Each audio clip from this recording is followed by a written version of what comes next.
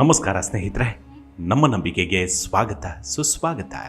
ಸ್ನೇಹಿತರೆ, ಕುಕ್ಕೆ ಸುಬ್ರಹ್ಮಣ್ಯ ಮತ್ತು ಘಾಟಿ ಸುಬ್ರಹ್ಮಣ್ಯವೆಂದರೆ ಅದೊಂದು ಧಾರ್ಮಿಕ ಕೇಂದ್ರ ಮಾತ್ರವಲ್ಲ, ಅದೊಂದು ಜನಮಾನಸದ ಶಕ್ತಿ. ಅದೆಂಥದ್ದೇ ಸಂಕಷ್ಟಗಳಿದ್ರೂ ವಿಜ್ಞಾನಕ್ಕೆ ಸವಾಲೆಂಬಂತೆ ಈ ಕ್ಷೇತ್ರದಲ್ಲಿ ನಾನಾ ಪವಾಡಗಳು ನಡೆಯುತ್ತಲೇ ಇರುತ್ತವೆ. ಈ ಕ್ಷೇತ್ರಕ್ಕೆ ರಾಜ್ಯದ ನಾನಾ ಭಾಗಗಳಿಂದ ಸಾವಿರಾರು ಭಕ್ತಾದಿಗಳು ಜಾತ್ರೆಯ ಸಂದರ್ಭದಲ್ಲಿ ಹಾಗೂ ಮಹಾಪೂಜೆಯ ಸಂದರ್ಭದಲ್ಲಿ ಆಗಮಿಸಿ ತಮ್ಮ ಪೂಜ್ಯ ಭಾವನೆಯಿಂದ ಕೃತಾರ್ಥರಾಗ್ತಾರೆ.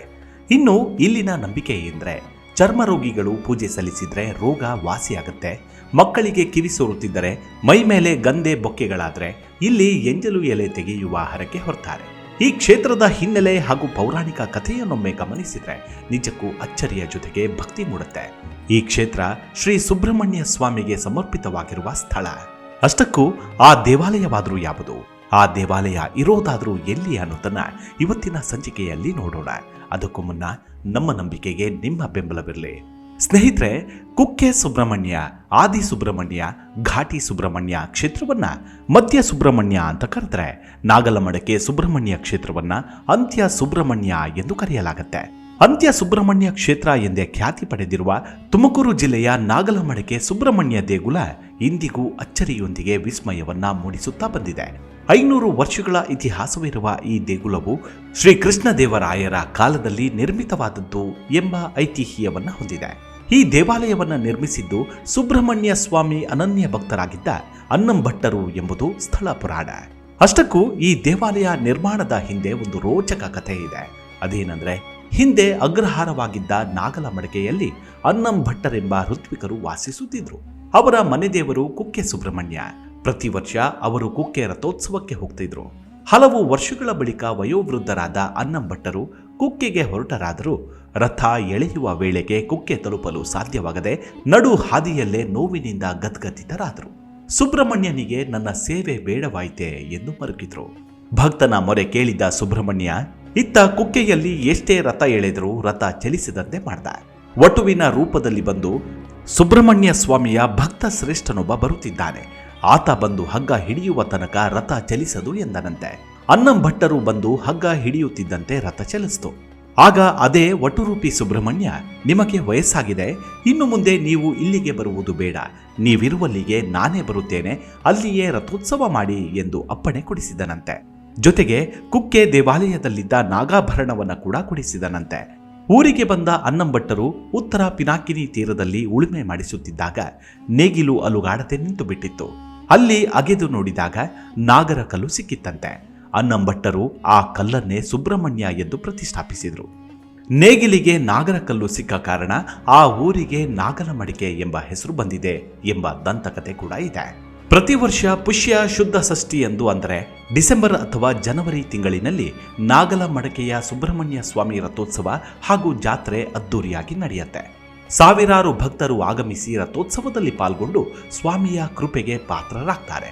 ತಮ್ಮ ಇಷ್ಟಾರ್ಥ ಈಡೇರಿಸುವಂತೆ ಪೂಜೆ ಸಲ್ಲಿಸ್ತಾರೆ. ಈ ರಥೋತ್ಸವದಲ್ಲಿ ದೇವರಿಗೆ ಅನ್ನಂಭಟ್ಟರು ಕುಕ್ಕೆಯಿಂದ ತಂದ ನಾಗಾಭರಣ ಬಳಸಲಾಗುತ್ತೆ. ನಾಗಲಮಡಕೆಯಲ್ಲಿ ಎತ್ತರದ ಕಲ್ಲು ಬಂಡೆಯ ಮೇಲೆ 7 ಹೆಡೆಯ ನಾಗರನಂತೆಯೇ ಇರುವ ಬಂಡೆಯೊಂದಿದೆ. ಇದನ್ನ ಉದ್ಭವ ನಾಗ ಅಥವಾ ತೀಟೆ ನಾಗಪ್ಪ ಅಂತ ಕರೀತಾರೆ. ತೀಟೆ ಎಂದರೆ ಗಂಧೆ, ಚರ್ಮವ್ಯಾಧಿ ಎಂದರ್ಥ.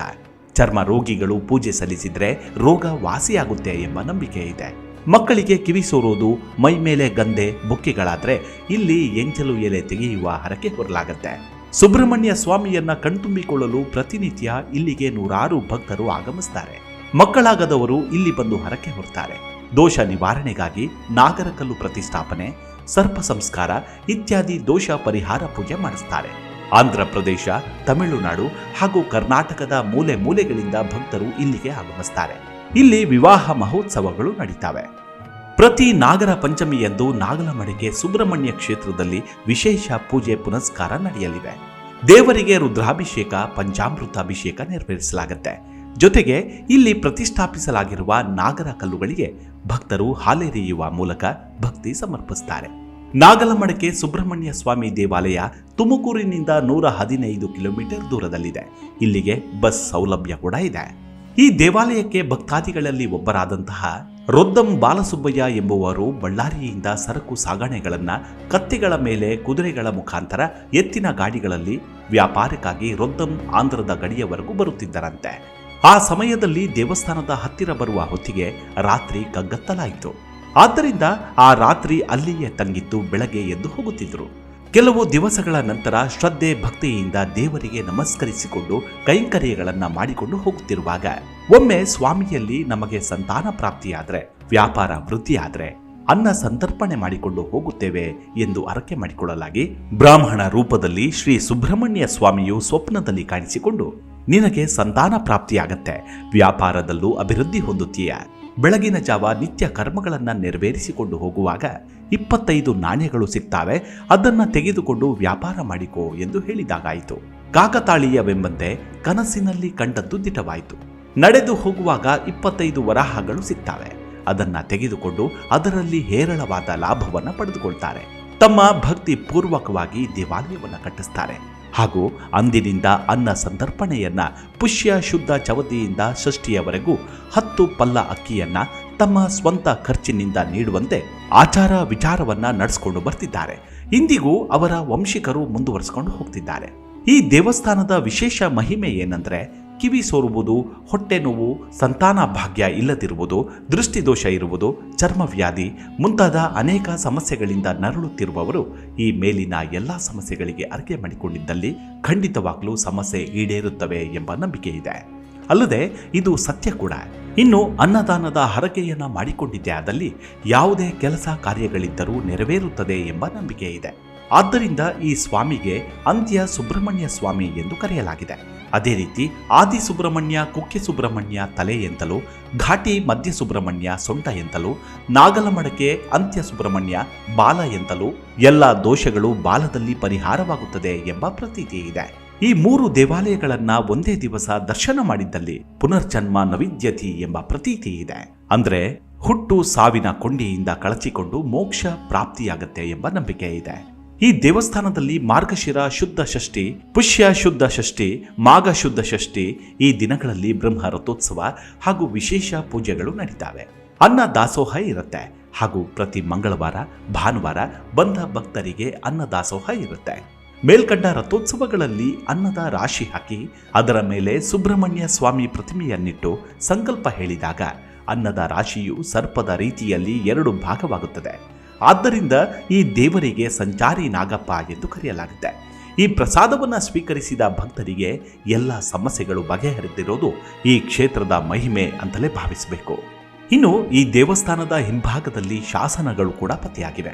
ನಿರ್ಮಾಣ ಮತ್ತು ಜೀರ್ಣೋದ್ಧಾರದ ಕುರುಹುಗಳು ಸಿಗ್ತವೆ.